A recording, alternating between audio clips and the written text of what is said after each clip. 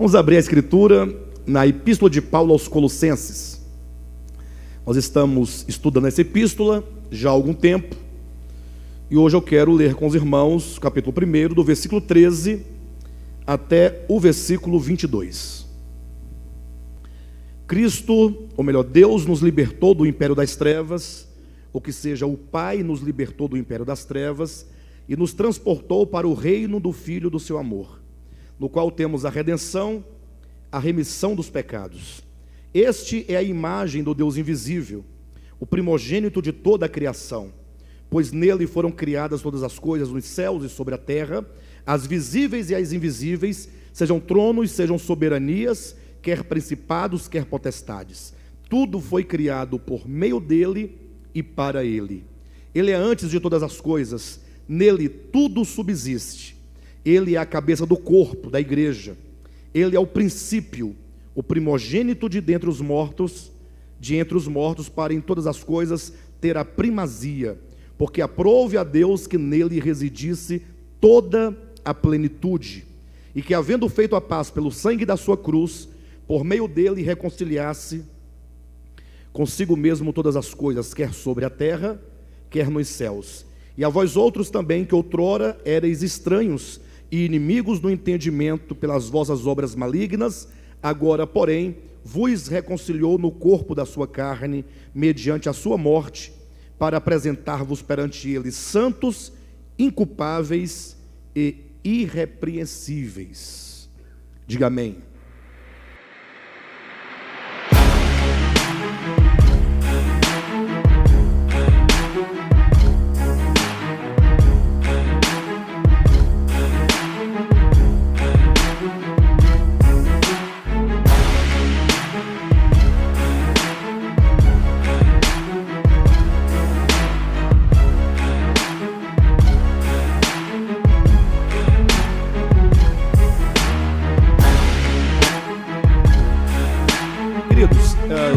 Dito outras vezes, esta é uma epístola muito rica, é uma epístola muito central no discernimento do Evangelho de Jesus Cristo. Vale a pena ressaltar que quando falamos o Evangelho de Jesus, nos referimos à mensagem do Cristo e sobretudo ao próprio Cristo, enquanto aquele que é para o homem a boa nova de salvação. Não me refiro exatamente ou estritamente aos 4 evangelhos. Os 4 evangelhos são apenas 4 meios de escrita em que os apóstolos trouxeram a mensagem, trouxeram o evangelho, essa mensagem acerca do Cristo, e o anunciou para todos nós. Por que essa carta ela é central na compreensão do evangelho de Cristo? E é importante que a gente se lembre ou traga de volta ao pensamento, a ideia de que quando nós falamos do Evangelho de Cristo e da centralidade, nós temos que dialogar esse pensamento com o momento em que nós vivemos, o momento cristão no mundo, sobretudo os tempos que nós estamos vivendo, além da história do cristianismo, porque a história da igreja, desde os primórdios, ela é marcada por constante ação de alguns homens, no princípio judaizantes, outros agnósticos, ou conhecidos mais comumente como aqueles que se opunham ao Evangelho de Cristo, que procurava se infiltrar nas igrejas e corromper a mensagem do Evangelho. Então, desde os tempos de Paulo ou dos apóstolos, já havia muito dessa ação maligna de falsos profetas, de falsos apóstolos, querendo corromper a mensagem do Evangelho. Se nós nos lembrarmos, por exemplo, da segunda carta de Paulo aos Coríntios, no capítulo 10, Paulo diz: olha, se alguém vos prega outro evangelho, ou um Cristo que não tendes recebido, ou um outro Espírito que não tendes recebido, ou seja, Paulo já faz menção que já no seu tempo estava sendo pregado um outro evangelho, um outro Cristo, ou um outro Jesus, como diz no texto, e até mesmo de um outro Espírito. Então, quando nós lemos, por exemplo, as cartas de Paulo aos Gálatas, aos Filipenses, aos Colossenses, e se a carta de Hebreus for de Paulo, também a carta aos Hebreus, e outras cartas, vemos como que o apóstolo, sobretudo Paulo, ele lutava com bastante ardor para manter a sã doutrina, Tanto é que, antes da sua morte, ou próximo da sua morte, ele declarou dizendo: combati o bom combate, completei a carreira e guardei a fé. Esse guardar a fé não se referia à sua fé subjetiva, pessoal, mas Paulo, enquanto um guardião da fé ou da mensagem do Evangelho, ele deveria então combater e refutar as heresias do seu tempo. E vindo de lá para cá na história, nós podemos apontar vários momentos em que houve essa ação de homens perversos corrompendo ou procurando corromper o Evangelho de Cristo, e nos dias atuais não é diferente.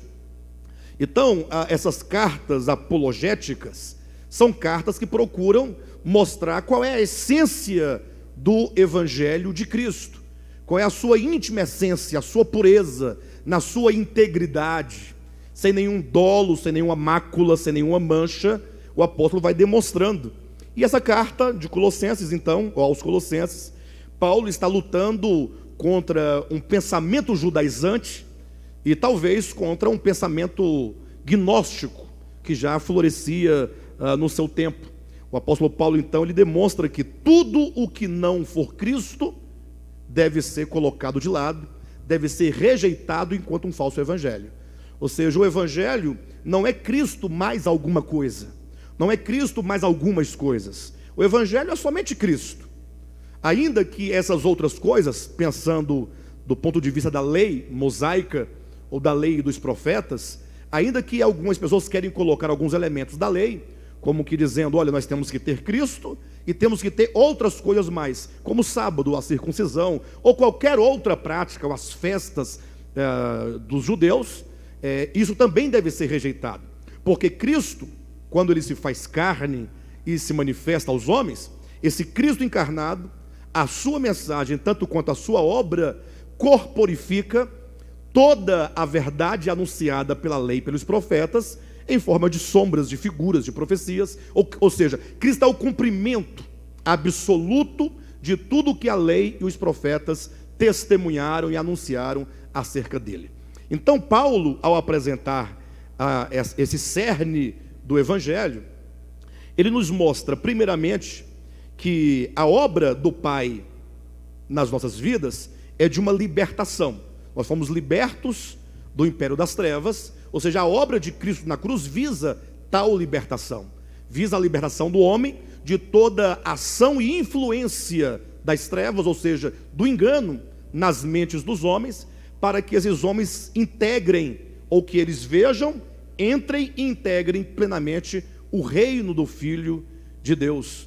E nesse caso, a obra de redenção tem esse papel de resgatar o homem, não no sentido espacial ou temporal, e eu me refiro ao espaço e ao tempo, porque infelizmente muitos ainda veem o Evangelho como sendo uma mera ação de Deus, que nos liberta no tempo e no espaço de um lago de fogo, para nos levar para morar no céu, como se porventura o problema fosse onde nós estamos.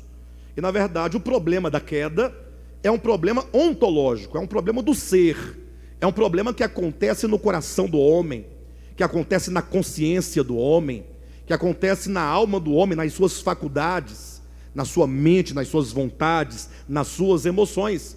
E portanto o Evangelho de Cristo procura trazer o homem de volta, resgatar o coração do homem para Deus, trazer o homem a conhecer esse Deus, o Deus Pai de nosso Senhor Jesus Cristo, o Deus Criador de todas as coisas, tendo Cristo como sendo o centro do seu propósito eterno.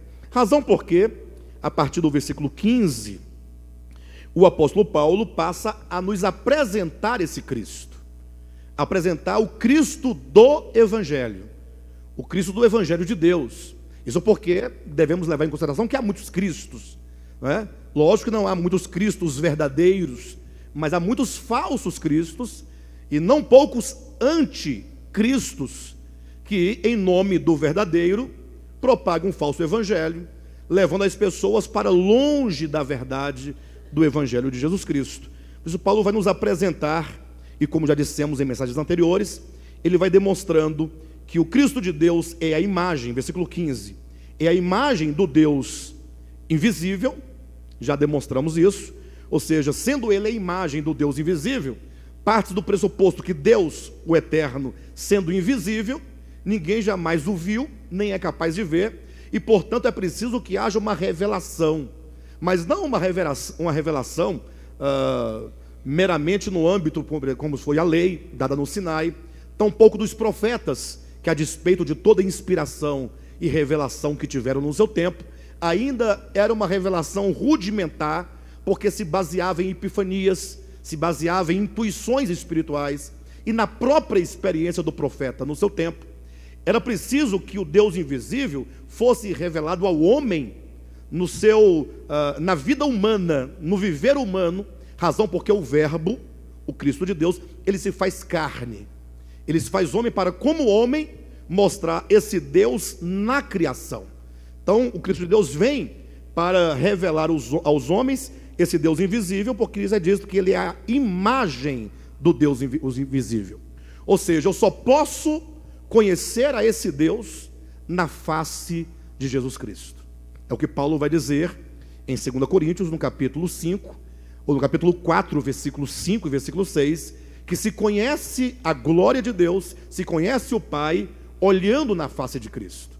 Ou seja, a vontade de Deus, a justiça de Deus, o amor de Deus, o juízo de Deus, tudo o que se refere a Deus, eu compreendo na pessoa de Cristo, no ministério de Cristo, na mensagem de Cristo e na obra de Cristo.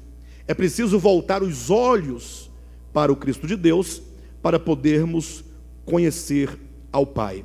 E aí ele mostra também que esse Cristo é o primogênito de toda a criação. E na semana passada nós demos uma ênfase à questão da palavra primogênito, tanto quanto aqui no capítulo 1, no versículo 18, dizendo que ele é o princípio. Ora, o que quer dizer que o Cristo de Deus é o primogênito de toda a criação e ele é o princípio?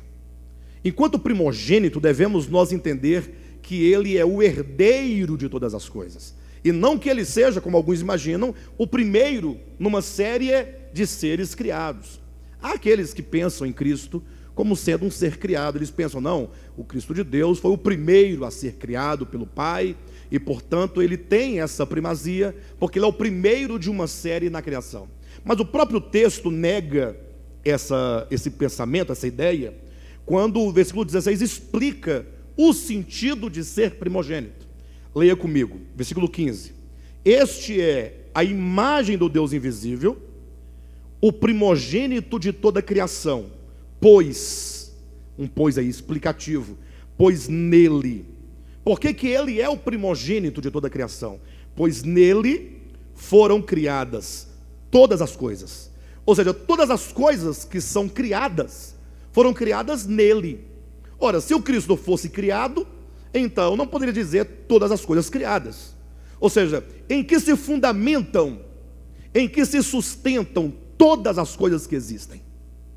Todas as coisas foram criadas, ora, num fundamento eterno, num princípio vital. Quando diz no versículo 18 que Cristo é o princípio, essa palavra no grego significa que ele é a origem, que ele é a causa ativa, aquilo pelo qual tudo começou a ser. Ou seja, Cristo, ele é a origem de todas as coisas. Tudo que existe, tudo que veio à existência. E aí Paulo passa a enumerar dizendo, tanto as coisas que estão nos céus, como sobre a terra, tanto as visíveis quanto as invisíveis, sejam tronos, sejam soberanias, quer principados, quer potestades, tudo foi criado por meio dele e para ele. Ou seja, ele é esse princípio originador de todas as coisas. Ele é esse princípio vital, orgânico, que gerou todas as coisas, quer sejam anjos, homens, animais, os mundos, tudo foi criado a partir de Cristo como princípio. Não é sem razão que no Evangelho de João, capítulo 1, agora já é outro apóstolo trazendo essa mesma verdade, ele diz assim, olha, no princípio era o verbo. Ou seja, o verbo não foi criado no princípio, ele era. No princípio era o verbo estava com Deus, e o verbo era Deus. Aí ele segue, todas as coisas foram feitas por intermédio dele, e sem ele, a parte dele, enquanto o princípio, nada do que foi feito se fez. Ele diz no versículo 4: a vida estava nele. Ou seja, essa vida que nos vivifica, essa vida que você vê constantemente gerando, florescendo, desde uma semente que germina, se germina, tem uma vida ali que faz brotar aquele grão, a vida que gera os animais, a vida que gera o homem, essa vida que está diante de nossos olhos e em toda a criação, estava nele. Razão porque o próprio João, ao escrever a sua primeira epístola, no capítulo 1, ao anunciar esse Cristo de Deus, que ele diz assim: aquele que nossos próprios olhos viram, nossas mãos apalparam.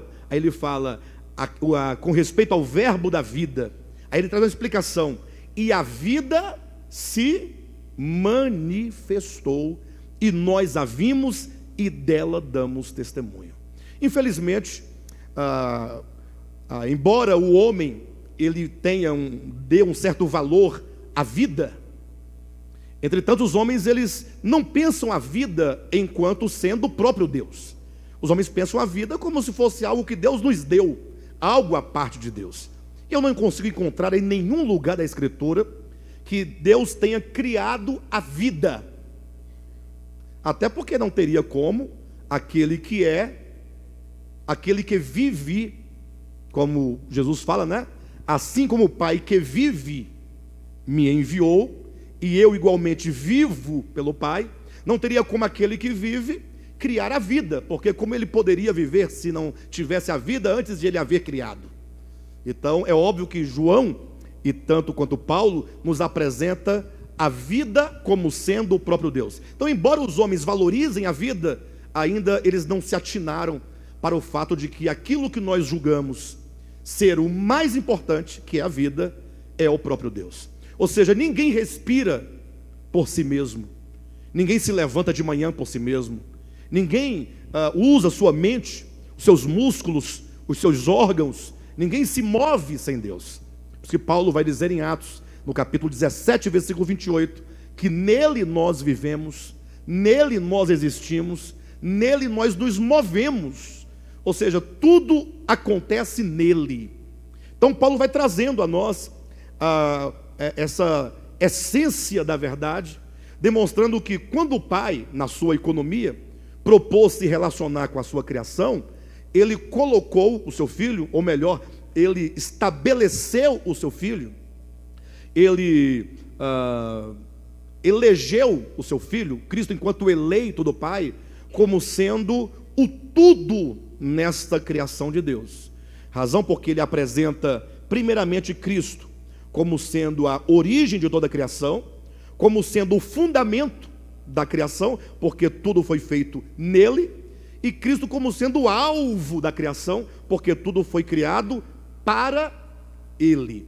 Ele é a origem, ele é o fundamento de sustentação, ou seja, a vida que é o próprio Cristo, é que a tudo alimenta, que a tudo sustenta, que a tudo mantém, e essa criação visa a sua glória.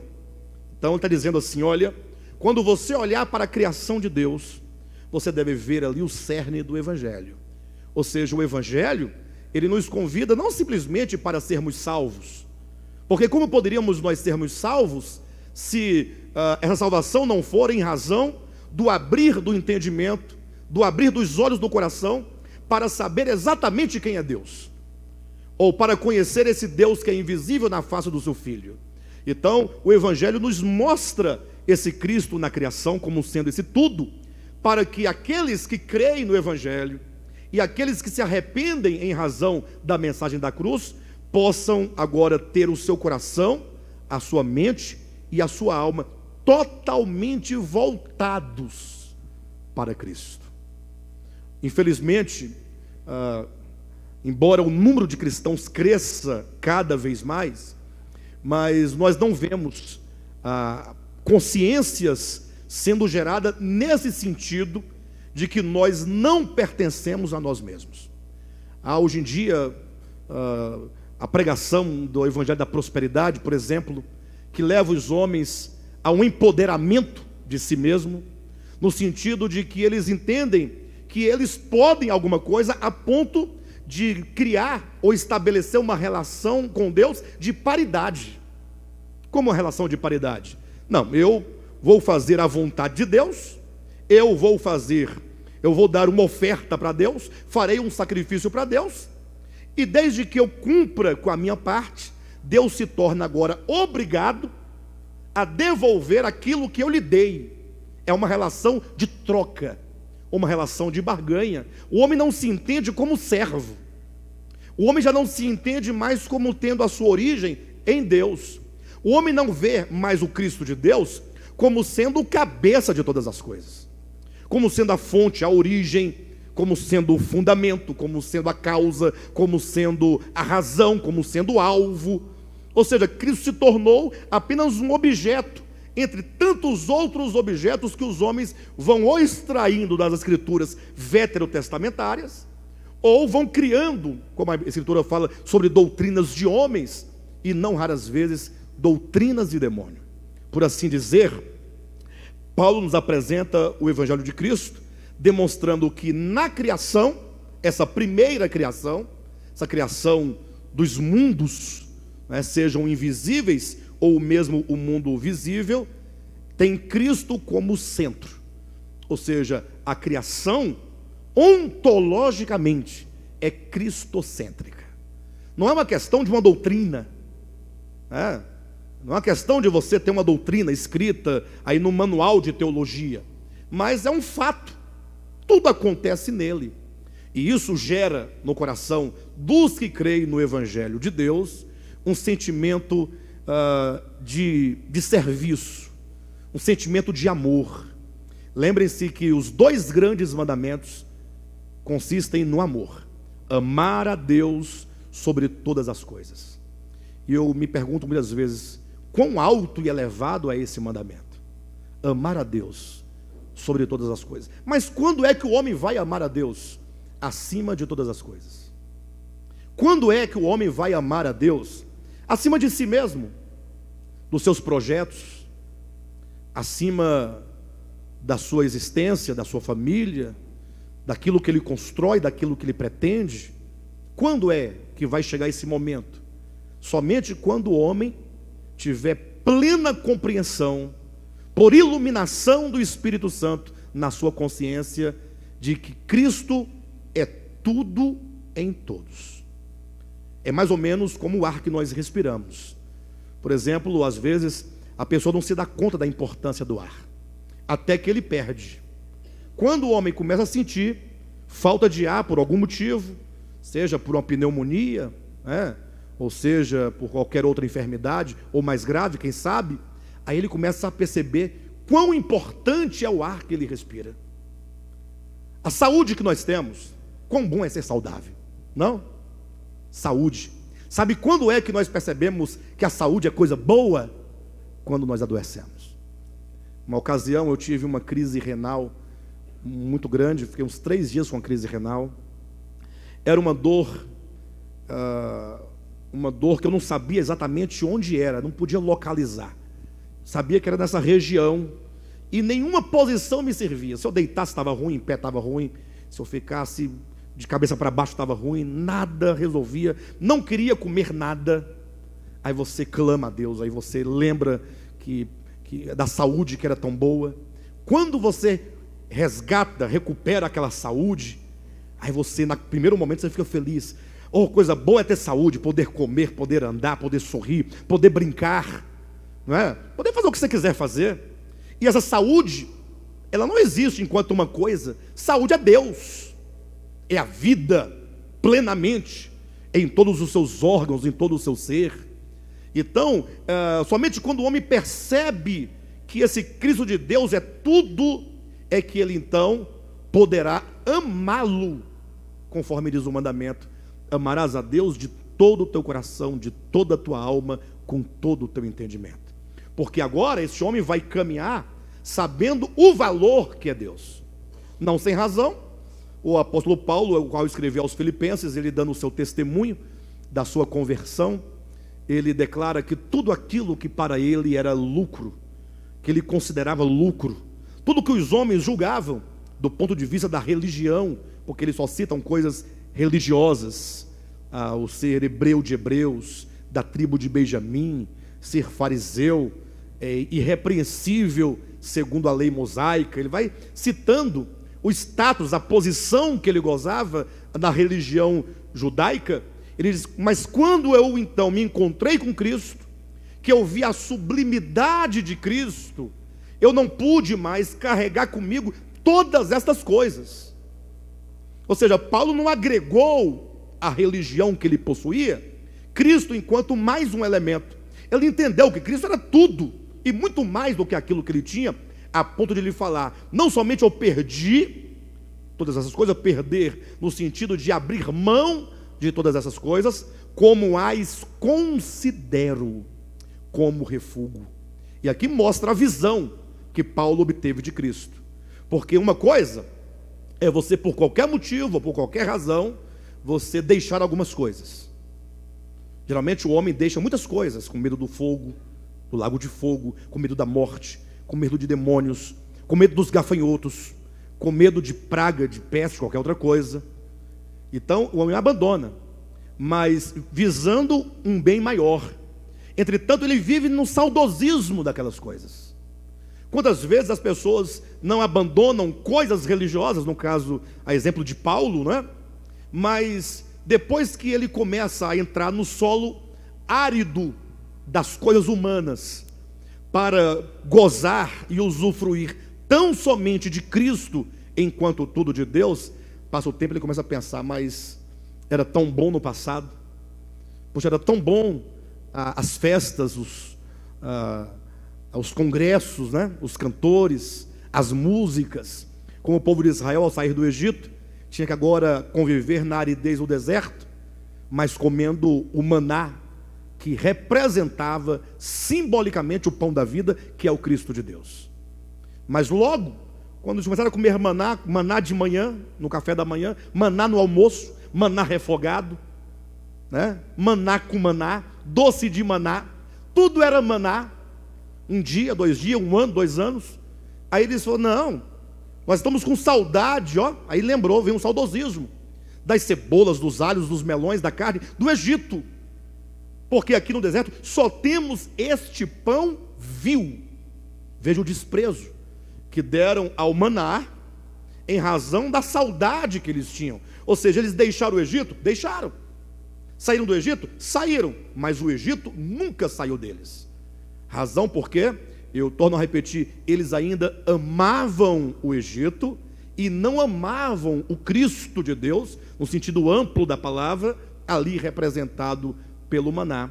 Somente, portanto, quando o homem compreende o Cristo de Deus, o Cristo imanente, o Cristo presente, não é somente aquela questão de ir a um culto e ouvir uma música e você ficar arrepiado e falar assim: estou sentindo a presença de Deus. Talvez seja, eventualmente, né? Não estou dizendo que não, que haja uma espécie de manifestação, é possível, e nós acabamos por sentir nos nossos sentidos essa presença, mas é aquela presença imanente, constante. Quando eu respiro, quando eu me alimento, quando você olha a beleza da criação e você vê Deus na criação. Tem nada a ver com panteísmo, não pense isso. Paulo diz que o que de Deus se pode conhecer foi revelado aos homens por meio das coisas que foram o quê? Criadas. Ao olhar para as coisas criadas, você pode ver o quê? Paulo vai falando, ele vai ali mostrando ponto a ponto. Você pode ver o poder de Deus, você pode ver os atributos de Deus, assim como a própria divindade, levando em conta que esse Deus imanente, que a tudo embeleza, né? Que dá sabor a tudo, dá cores, mobilidade, todo o arranjo da criação. E olha que o que nós conhecemos da criação de Deus é o mínimo. É o mínimo. Nós conhecemos tão somente, nem mesmo conhecemos 1/3 da biodiversidade. Porque o que nós conhecemos é o mínimo. Nem mesmo a vida ou as existências que estão na terra, nós conhecemos todas elas. Conhecemos alguns poucos pássaros, conhecemos uns poucos répteis, conhecemos uns poucos peixes, e dizem os estudiosos que a biodiversidade que se encontra no profundo dos oceanos ainda é infinitamente maior do que tudo que o homem conhece sobre a terra. Ou seja, é muita beleza. E quando você para ver cada uma dessas coisas, e quando você então ganha o sentido, ou quando tudo isso ganha sentido nele, aí você passa a amá-lo. Quando você se alimentar, você vai estar amando a Deus. Eu sei que às vezes a pessoa vai almoçar, seja num restaurante, em casa, eles costumam fazer aquela oração, né? Pai, agradeço, tal, porque é muito bonito, que a pessoa agradece pelo pão, mas não necessariamente uma oração dessa representa um coração que de fato reconhece o Criador. Muitas vezes, e não poucas vezes, oramos religiosamente, oramos pelo dever, oramos pelo costume, oramos porque se eu não orar, o que o outro vai dizer? Fui com o irmão almoçar num restaurante, então estou lá, se eu não orar, ele vai pensar, puxa, o Alexandre não ora antes de comer. Então essas preocupações todas nos levam muitas vezes a ter um posicionamento e não a ter um coração de profundo reconhecimento que a criação de Deus, ontologicamente, no ser da criação, esse ser é cristocêntrico. Cristo é tudo. Só poderemos amar a Deus a partir dessa visão espiritual. E podemos orar a Deus, porque mesmo compreendendo isso, muitas vezes isso não caiu ainda no coração. Então podemos orar, Senhor, eu preciso de te ver verdadeiramente. Eu preciso de ver Cristo em todas as coisas criadas. Porque nos ensinaram a ver o Cristo crucificado, o que é muito bom, o que é muito correto, inclusive. Mas veja que quando Paulo apresenta o Evangelho para refutar o falso evangelho judaizante e gnóstico, ele vai mostrando primeiramente esse Cristo imanente e que não se esgota na criação, porque ele transcende a todas as coisas. Ele é o Cristo transcendente. Ele é infinitamente maior do que toda a criação, e diria que até não devemos nós fazer nenhuma comparação, porque maior e menor já é uma comparação, e Cristo não pode ser comparado a nada, porque ele é incomparável. Ele é o tudo, ele é o absoluto, ele é o eterno, ele é o infinito, ele é o Espírito, ele é a vida, ele é o amor, ele é a luz. Então nada pode ser comparado a ele. Paulo começa a apresentar o evangelho dessas bases, até então que ele vai para uma outra base, ou para um outro fundamento, quando ele diz no versículo 17, ele é antes de todas as coisas, nele tudo subsiste. Ou melhor, versículo 18, ele é a cabeça do corpo. E agora ele passa a apresentar a nova criação de Deus, não outra criação de Deus. Não existe outra criação. Não existe primeira e segunda criação enquanto duas. Existe primeira criação, e essa criação, tratando-se dos seres inteligentes, vamos falar agora do homem, que é o único ser inteligente e que tem consciência nessa criação aqui da terra, porque todos os seres infra-humanos, eles não têm inteligência, tampouco consciência, eles têm apenas instinto. O que se chama consciência, inteligência não é exatamente o sentido literal da palavra inteligência, que é interlegere do latim, que é fazer a relação e os nexos entre as coisas. Ou seja, quando eu olho para essa mesa aqui, e eu sei que ela é de madeira, e eu olho para uma árvore, e eu olho para um marceneiro, eu posso fazer um nexo: árvore, madeira e um marceneiro, alguém que fez da árvore, da madeira, fez este móvel. Essa relação entre as coisas, aqui é apenas um exemplo simples para vocês entenderem, é produto da inteligência, a capacidade de fazer a relação das coisas. Então, tratando-se dessa criação, ou dos seres inteligentes nessa criação, o fato é que esses seres caíram. A queda do homem, tão conhecida, tão falada. Essa queda não tem nenhuma relação direta com o que aprendemos na escola dominical no passado, que o homem teria comido uma fruta. Havia lá uma árvore. Alguns dizem que é um pé de maçã. Já ouvi alguém dizer que era figo. Figo. Mas houve alguém que dissesse que era uva. E a pessoa até justificou, fundamentou. Falou, não é uva, porque todo mundo quando entra nos supermercados ou vai numa feira, eles sempre roubam uma uva. Não entendi, pastor Josué. Você me desculpa, mas... Não foi o Josué. Estou pedindo desculpa como se fosse ele. Não foi... Lógico que não foi você, né, pastor? Mas assim, você imagina que... Até onde vai a imaginação do ser humano? Pastor, mas eu li em Gênesis 3 que o homem comeu de um fruto proibido. Sim, mas entenda e se lembre que o Gênesis é um livro rudimentar. É um livro elementar. A linguagem ali utilizada, ela não somente é simbólica, metafórica, quanto ela está no nível dos rudimentos. Ou seja, nós devemos ler a Escritura, começando de Gênesis, avançando, né, por toda a Torá, e entrando para os profetas, entrando nos evangelhos, epístolas, no sentido de procurar como que essa revelação que está no início, nessa forma figurada, ela vai ganhando a sua realidade pouco a pouco, até chegar na pessoa de Cristo e nos ensinamentos dos apóstolos, ou seja, até chegar naquilo que é perfeito. Então, o que ocorre é que a queda do homem não foi um simples ato de pegar um fruto e comer. Imagine você, aí eu vou usar agora as palavras de Cristo para nós entendermos isso. Ele falou assim, se vós que sois maus, sabeis dar boas dádivas aos vossos filhos, e aqui eu penso que só um pai entende exatamente isso. Não que quem não seja pai ou mãe não vai entender, não. Mas é porque o pai, ele tem a experiência de se relacionar com aquela criaturinha que foi gerado por ele, que parece com ele, que tem os traços dele. E pai é uma coisa boba, porque pai protege demais, não quer que o filho se machuque, não é? Não quer que o filho tenha fome, quer dar sempre o melhor, agradar, não é? Então Jesus fala assim, vós que sois maus, sabeis dar boas dádivas aos vossos filhos, quanto mais o vosso Pai Celestial.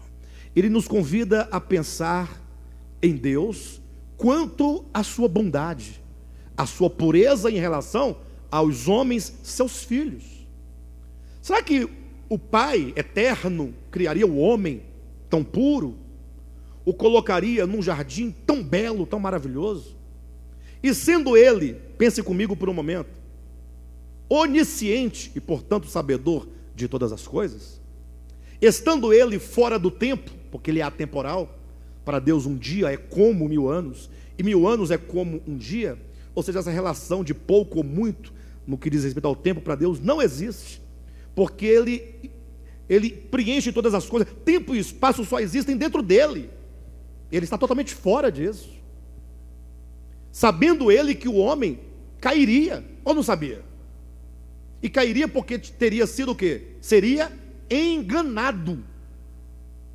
Porventura, ele aplicaria uma pena de morte eterna, porque proibiu o homem de comer um fruto, que era apenas um fruto, pelo simples capricho, para testar a obediência do homem?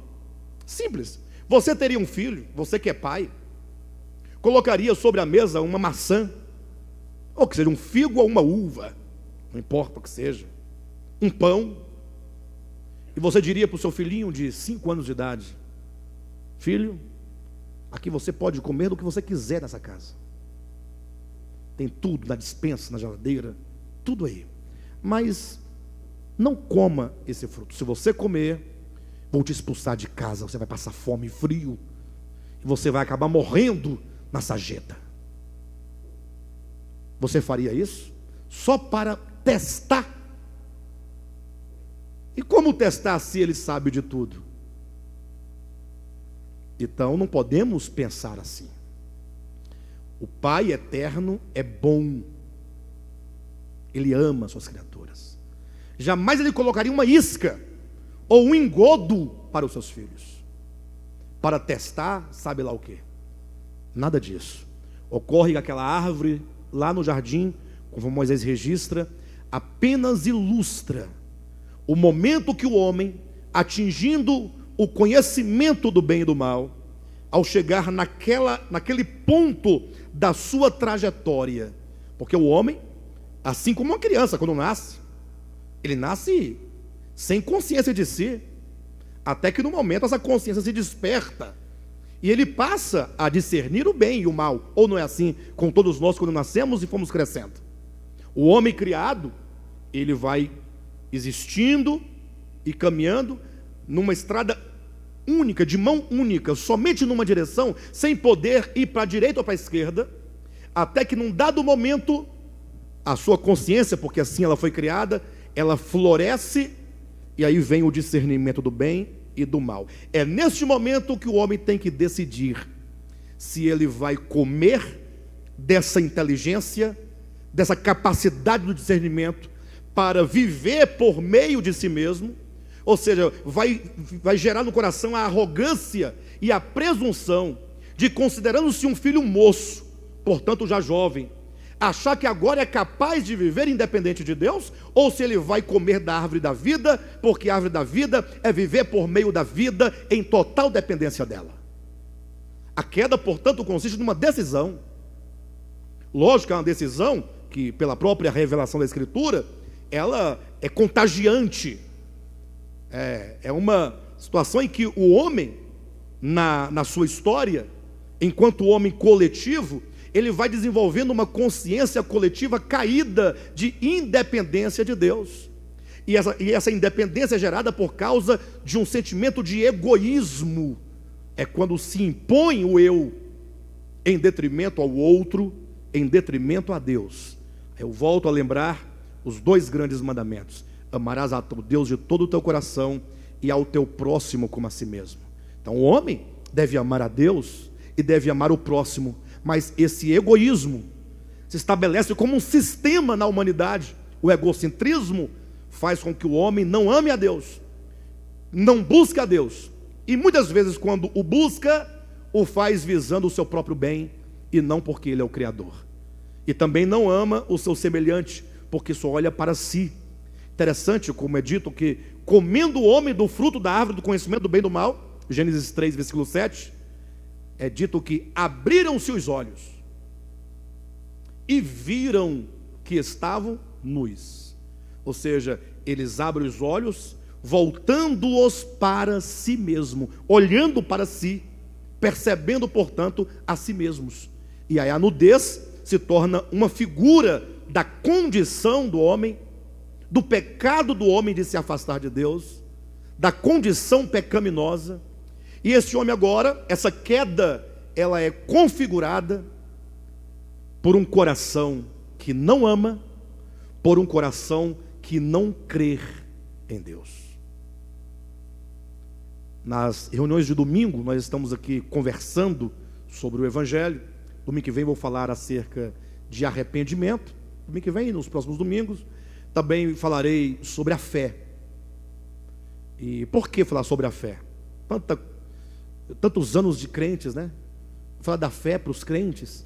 O problema é que nós vivemos um problema muito grave em torno desses temas, sobretudo da fé, porque as pessoas entendem fé enquanto você acreditar num conjunto de dogmas, ao passo que a fé é algo orgânico, é uma confiança inabalável nele, mesmo que você não entenda algumas coisas. Hoje eu ouvi um certo escritor já falecido, eu vi um vídeo dele, um filósofo, um teólogo, músico, um homem bastante lato nos seus conhecimentos, e ele falando sobre a fé, ele falou uma coisa interessante, me chamou a atenção. Ele falou assim: fé não é você ficar acreditando em algum objeto, alguma coisa metafísica que você não... Ele disse fé, e aí ele falou assim: eu ilustro como alguém que vai fazer um voo de asa delta, não tem motor, não tem nada, e ele agora vai em direção a um barranco, a um abismo, e ele se projeta no vazio. Essa projeção no vazio, disse essa pessoa, eu comparo com a fé.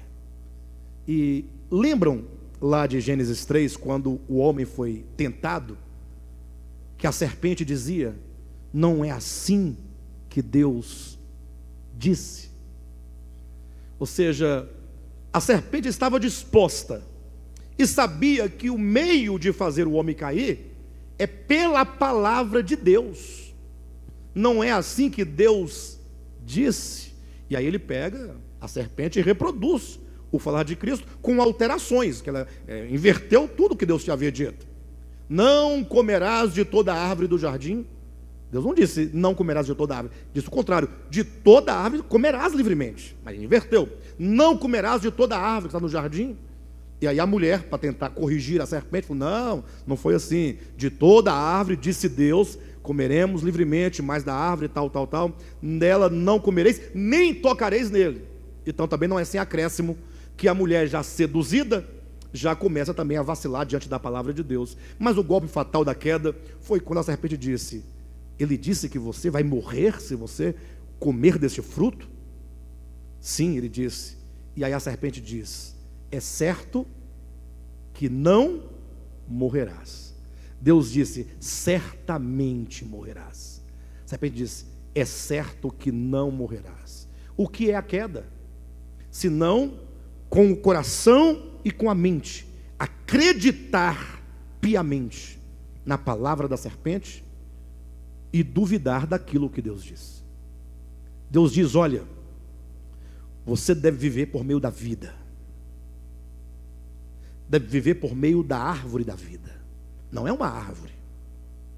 Cristo é a videira verdadeira. Cristo é a videira. Ele é o pão da vida. Quem come dele se alimenta, vive eternamente. Viver eternamente é uma questão de viver por meio da vida. Mas o homem duvidou disso.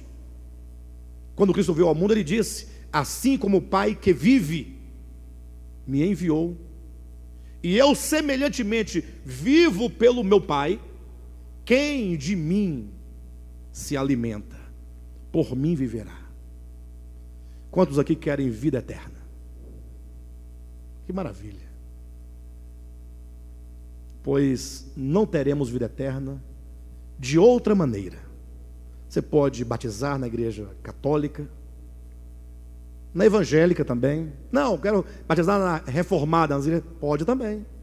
Não tem vida eterna por isso. Você pode participar da ceia do Senhor, como é uma expressão usada pelas igrejas reformadas. Aquele pãozinho, dá nada. Não dá vida eterna. E o vinhozinho também não dá vida eterna. Ah, mas é porque foi abençoado. Não tem problema, não dá vida eterna. Tiver seu nome arrolado no livro da igreja, não dá vida eterna. Jejuar, orar, dar o dízimo, subir ao monte, fazer campanha, não dá vida eterna. Procurar fazer o bem enquanto dever, não dá vida eterna. Não estou relativizando fazer o bem. Se você tentar fazer o bem enquanto dever, não terá vida eterna. O único bem que é aceito por Deus é o bem que é o resultado do ser. Se você vive por Deus, que é bom, suas obras serão boas, porque Ele em você é a fonte de toda bondade, que se dá gratuitamente porque ama, e não porque faz o bem para receber salvação em troca, receber galardão em troca, voltar na próxima reencarnação sem ser uma lesma, nem um cachorro, mas um ser humano, ou sendo ser humano, ser um rei, ser um príncipe, nada disso, tudo é bobagem. Quem de mim se alimenta, disse Jesus, por mim viverá. Se você deseja vida eterna, só por meio de viver dele. Pastor, mas como é que vive por meio dele? Como é que é esse negócio? Não existe regra. Você não tem que fazer absolutamente nada, tão somente lançar o seu coração nele, tê-lo como o seu tudo, como o seu absoluto. Ele é tudo. E agora que você crer nele, você passa a constituir, dentre os homens criados e caídos, você é trazido, do reino das trevas para o reino da luz, para constituir a nova criação de Deus. Não nova enquanto outra, mas enquanto a criação de Deus trazida de volta a Ele. Aí é nova, não quantitativamente, mas qualitativamente. É a qualidade do ser, é a qualidade do seu coração. E é fácil explicar isso, mas você lembrar, por exemplo, de Ezequiel capítulo 36, versículo 36, quando Ezequiel fala, Deus falando, pelo profeta Ezequiel: eis que eu vos darei um coração novo, tirarei o vosso coração de pedra e vos darei um coração de carne, vos darei um espírito novo. Aí eu pergunto, ora, esse coração novo é outro? Ele vai tirar um e vai colocar outro quantitativamente? Vocês estão entendendo o que eu estou perguntando? Ou é o mesmo coração transformado? Darei um novo espírito. Ele tirou o espírito humano que tinha em você e colocou outro espírito humano. Então não é mais você, porque você saiu, entrou um outro. Então não pode ser novo nascimento, é outra pessoa em termos numéricos, quantitativos. Mas novo nascimento é esse coração endurecido pela queda, é esse mesmo coração iludido pelo pecado, uma vez iluminado, se converter para o Cristo de Deus, tendo-o como o tudo absoluto, tendo-o como o seu tudo em cada momento da sua vida, reconhecendo com ações de graças, com louvor, com adoração. É algo que enche o seu coração. Não é você ir para a igreja levantar os braços cantando, estou adorando. Não, pode ser que esteja, não que não esteja, mas não tem essa regra, nem esse ritual. Adoração é um ato do coração de profundo reconhecimento. É um coração que chega a chorar de gratidão e de amor pelo que Deus é. Viver por meio da vida e de Cristo é tomar esse Cristo para si, sabendo de modo absoluto: sem mim nada podeis fazer. Ou será que ele está falando espiritualmente? Quem sabe o texto poderia ser dito assim: sem mim vocês não podem fazer algumas coisas, outras você pode.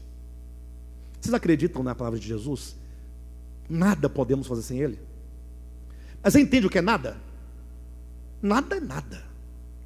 Então tudo que você faz, você precisa dele, até para abrir os olhos, para ouvir, o sangue correndo. Seu coração está pulsando agora aí, tá? Deve estar. É Ele,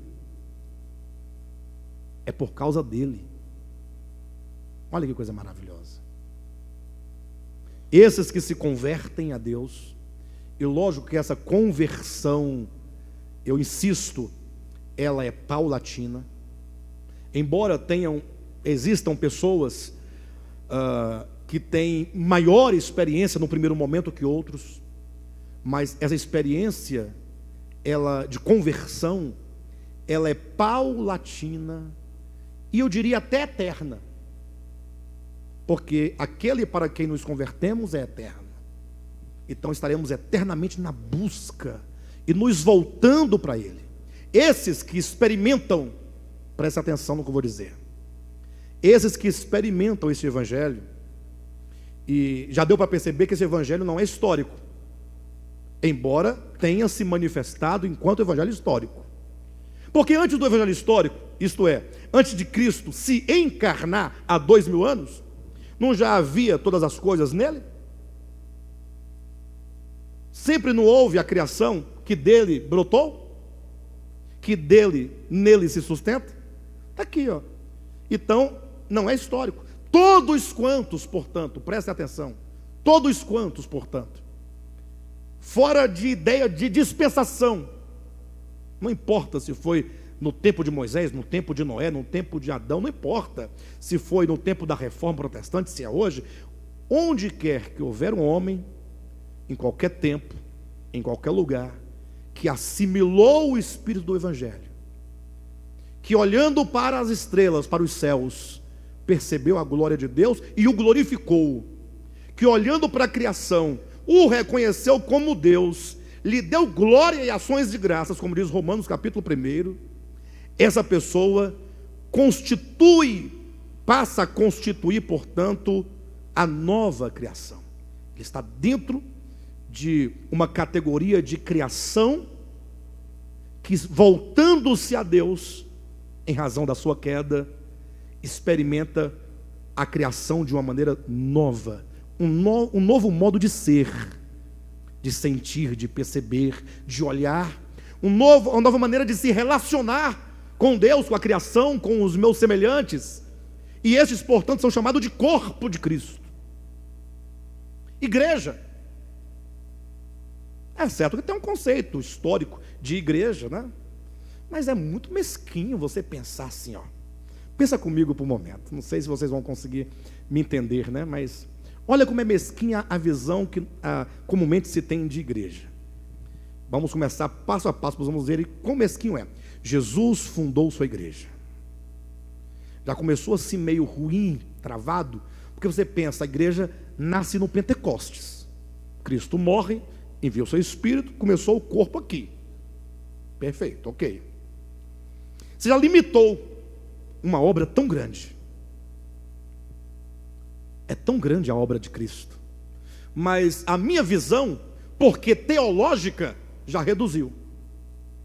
Porque eu já comecei excluindo tudo e todos para trás, como se a obra de Cristo dependesse do tempo e do espaço. Como se Cristo fosse um ser temporal e espacial. Não. Olha, lembra quando Pedro disse lá na sua epístola que os profetas do passado, procurando compreender a salvação de Deus, eles inquiriram e investigaram mediante o Espírito de Cristo que neles estava? Como assim? O Espírito de Cristo estava nos profetas do Antigo Testamento? Ele não tinha se encarnado ainda.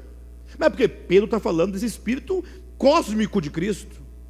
Esse Espírito que não está preso no tempo e no espaço. Mas o Cristo de Deus sempre esteve imanentemente na criação e agindo na história dos homens. Quando você reduz, portanto, na visão e perspectiva teológica, e a teologia tem esse problema. Qual o problema? De instaurar limites para a obra de Deus. Por exemplo, de acordo com a teologia, qualquer que seja ela, reformada, evangélica, o novo nascimento só é possível depois da ressurreição de Cristo. Você fica estreitando as coisas. Enfim. Mas depois daí você segue que a igreja começou, e aí, século IV da era cristã, mais precisamente a partir de 320 da era cristã, houve a grande apostasia. A igreja orgânica se perdeu na igreja institucional, na igreja romana caída, a igreja dos cleros, a igreja de Roma. E ninguém negou isso. É a igreja católica apostólica romana, pertence a Roma. Quem funda não é Pedro, é Constantino, que estabelece o sistema hoje conhecido por cristianismo. Daí são 1000 anos de história de uma igreja caída. Portanto, eu não posso pensar nessa igreja, o corpo de Cristo, nesse tempo, porque a apostasia está matando tudo. Aí vem a reforma protestante. Aí começa, não, agora a igreja está restaurada. Então começa-se a pensar na igreja, está aqui, ó, corpo de Cristo, a partir da reforma. Você matou um período de 1000 anos em razão da degradação. Aí veio os evangélicos, movimento carismático, né, dos dons do Espírito Santo e tal. E aí entre eles mesmos, em razão de uma visão de santificação, uma visão totalmente equivocada, começa a se classificar. Não, igreja tal não é igreja. Eu já falei para os irmãos outras vezes, igreja batista na minha infância não era igreja. Na minha infância, quando eu congregava na Madureira, nós éramos orientados que os batistas não eram salvos porque a mulher usava calça esporte, pintava a unha e usava um negocinho, um pozinho de arroz na cara. Nós tínhamos essa ideia. Presbiteriana tradicional também não. Só quem estava naquele regime, né, de usos e costumes ali era salvo. E pior, se vacilasse, cortou a ponta do cabelo, perdia a salvação. Aí ficamos reduzindo. Sem contar com as igrejas mais, essas igrejas escatológicas, adventistas, testemunho de Jeová, né, que entende que ninguém é igreja, só eles são igreja. Aí eles falam, a igreja verdadeira somos nós. Vocês entendem como é que é? E aí, e o pior de tudo isso, se tiver alguém sobre a terra que ama a Deus de todo o seu coração e ao seu próximo como a si mesmo, e não é possível amar a Deus e ao próximo se não estiver vivendo por Deus, não é possível. Eu já tentei muito, e até hoje me pego muitas vezes vacilando pela força carnal de querer amar sem poder. Não raras vezes, uma pessoa lá fora desse sistema, porque essa é uma igreja apenas aparente. Quem garante que você que está aqui é a igreja? Porque essa é obra de Deus no ser. Colocou uma placa, igreja evangélica tal, quem agregou aqui é a igreja, quem não batizou aqui não é a igreja. Nós falamos os ímpios, não é isso? Reduzir igreja, corpo de Cristo, a essa igreja material, visível, incerta. Veja como que nós temos um olhar mesquinho quando falamos de igreja. Igreja é uma realidade espiritual. Corpo de Cristo é uma realidade espiritual. Ser membro do corpo de Cristo é algo muito sério. Por exemplo, a minha mão é um membro, digamos assim, eu não posso precisar com os termos mais técnicos, científicos, mas a minha mão, por exemplo, faz parte do meu corpo, de mim. Portanto, ela está sempre a meu serviço. Se a minha mão me ferir, tem um problema comigo, na minha cabeça, em algum lugar. Paulo vai dizendo que essa nova criação, a que ele chama corpo, a igreja, que é uma realidade em Cristo, gerada no coração, na consciência e na alma, dessa nova criação, desse corpo, Cristo é o cabeça. Daí devemos pensar muito ao falar de igreja. Ou, pelo menos quando quisermos ou alguém querer ostentar e falar da igreja. Muito cuidado. Seja pelo falar mal, ou seja pelo falar bem de si mesmo, com orgulho, com presunção e sobretudo com um espírito faccioso. Imagine só, por exemplo, pergunte para todos os cristãos, evangélicos e protestantes. Para eles, no geral, no entendimento comum, os católicos não são igreja. Tanto é que eles vivem querendo salvar os católicos. É ou não é assim? Aí se você, no meu caso, pregar para um crente evangélico, ele fala, opa, pescando em aquário. E eles pescam aonde? No aquarão da igreja católica, no aquário grande. Não, eles são perdidos. Olha a ideia. Aí você tem lá uma tal de Madre Teresa de Calcutá, que o mais santo evangélico protestante não consegue chegar na sombra dela. Aí ela vai para o Lago de Fogo, e o vendedor de livros vai para o céu.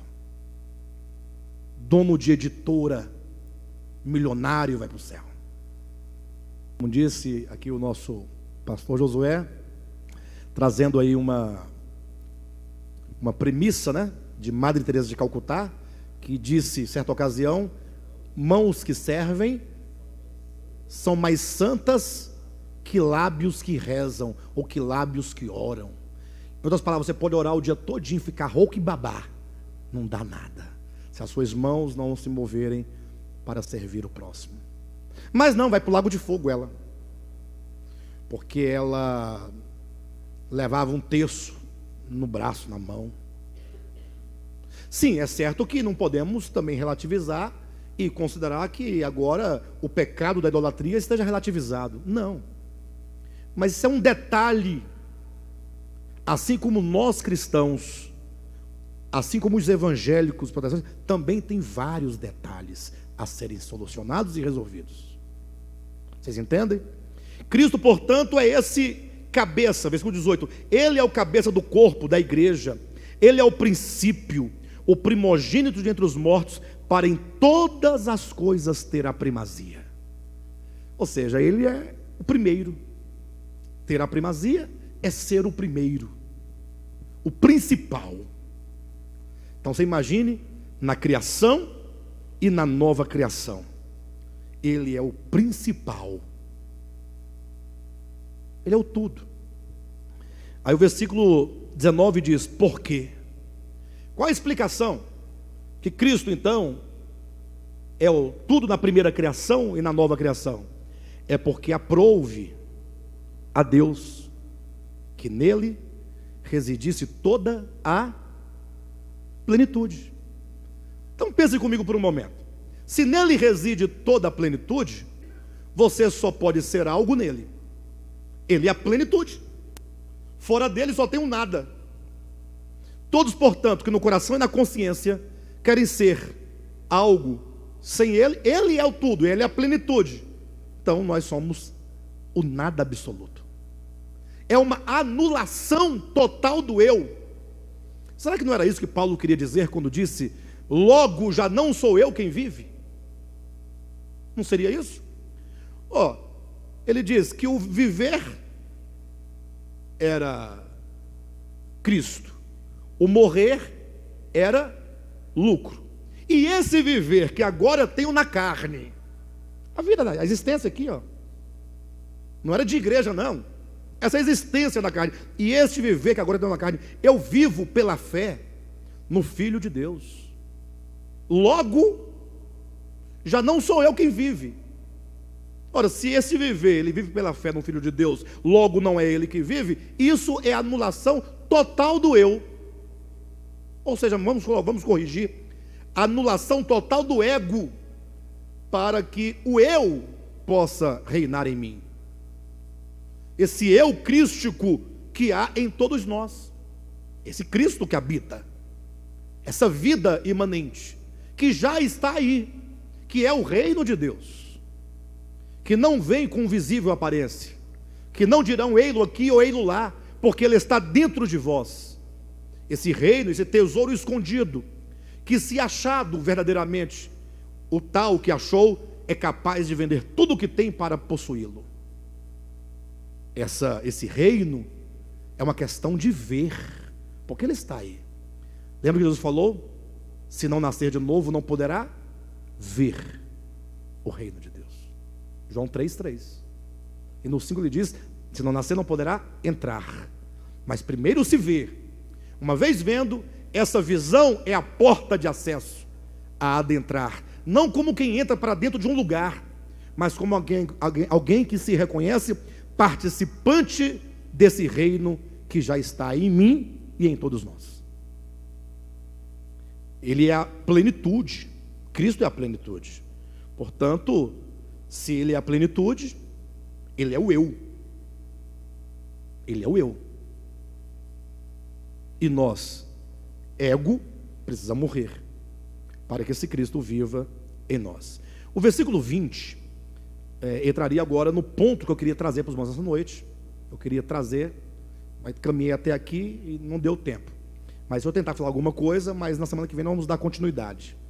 E que, havendo feito a paz pelo sangue da sua cruz, por meio dele reconciliasse consigo mesmo todas as coisas, quer sobre a terra, quer nos céus.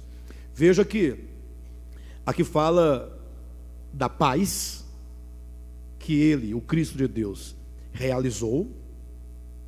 Aqui fala que o meio pelo qual essa paz foi alcançada é pelo sangue da cruz. E aqui diz que o resultado é a reconciliação de todas as coisas com ele. Ou não diz isso?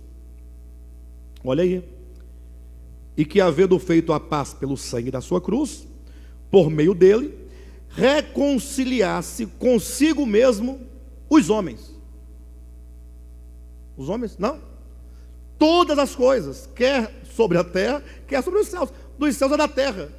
Ou você está dizendo que o universo, em razão da queda primeira de Lúcifer, depois da queda dos homens, a criação de Deus, na sua consciência cósmica, sofreu um rompimento com o Criador. Cuidado, esse rompimento não significa distanciamento de tempo e espaço. Por que eu estou sempre frisando isso? Por causa de nossa tendência de sempre ligar ou de relacionar espiritualidade com religião, com templos, com lugares. Isso é temporal e espacial. Ou seja, como o homem ou o anjo ou qualquer outra criatura pode se separar daquele que é infinito? Porque nós não cremos que ele é onipresente. O que é ser onipresente senão que ele não é que ele está em todos os lugares, mas ele é onipresente porque tudo existe nele e portanto não há lugar em que ele não esteja imanentemente, em que a sua presença não seja imanente em todas as coisas. O homem não pode se distanciar de Deus.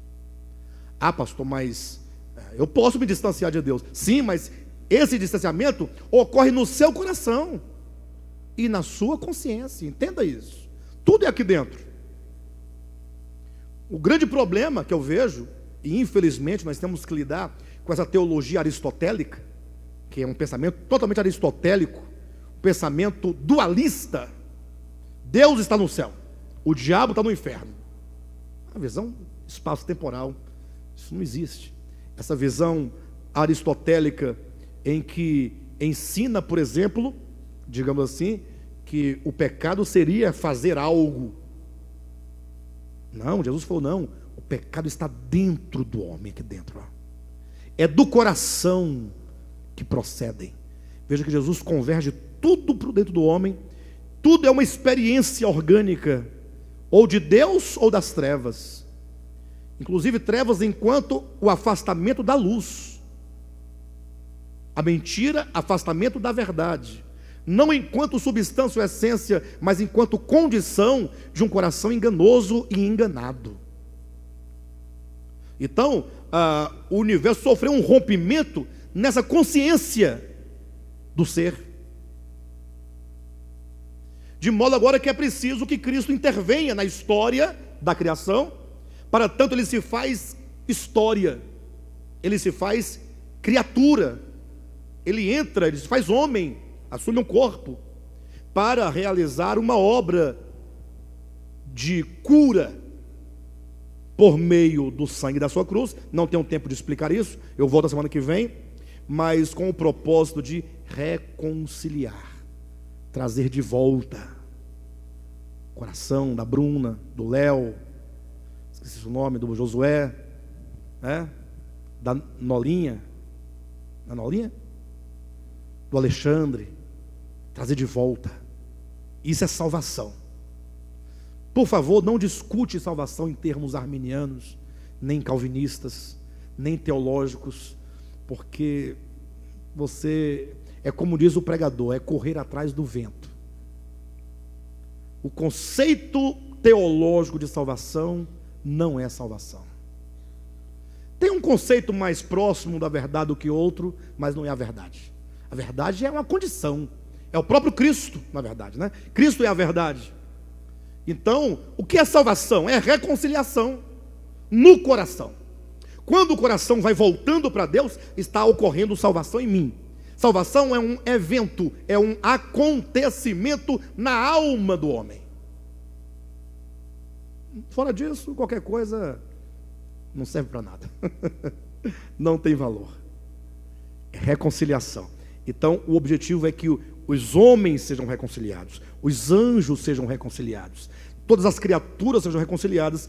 E uma vez as criaturas inteligentes sendo reconciliadas, o cosmo, ou o mundo inanimado, ou as criaturas infra-humanas ou infra-angelicais, espontaneamente são trazidas de volta, porque tudo ganha sentido agora nessa paz, nessa convergência de todas as coisas para o Cristo de Deus, como Paulo fala aos Efésios, que Deus propôs em Cristo que na dispensação da plenitude dos tempos todas as coisas convergissem dos céus e da terra para o Filho.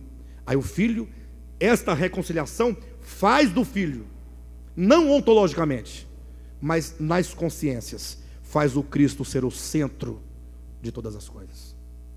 Cristo é o centro, querendo você ou não, acreditando ou não, mas essa reconciliação torna o Cristo de Deus o centro dentro dessa consciência de toda a criação. Aí a criação o louvará eternamente, todo joelho se dobrará, toda língua confessará que Jesus é o Senhor. Entendem isso? Então a humanidade caminha para esse grande momento da reconciliação de todas as coisas com o Cristo de Deus. Amém?